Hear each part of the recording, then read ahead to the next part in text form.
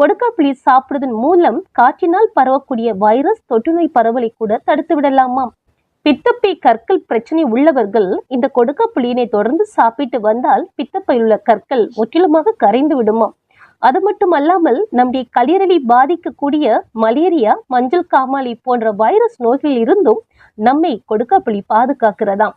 இந்த கொடுக்காப்புளியில் அதிக பாஸ்பரஸ் மற்றும் கால்சியம் சத்துக்கள் அடங்கி உள்ளதால் உடல் எலும்புகள் மற்றும் பற்களை நன்கு வலுப்படுத்துகின்றதாம். உடலில் ஏற்பட்ட உட்காயங்களை விரைவில் ஆற்றும். அத்தோடு வாத நோயால் உண்டாகக்கூடிய கீழ்வாதம், மூட்டு வலி, மூட்டு தேய்மானம் போன்ற பிரச்சனையினால் மிகவும் அவதிப்படுபவர்களுக்கும் மிக சிறந்த பழமாக கொடுக்காப்புளி அமைந்திருக்கிறதாம்.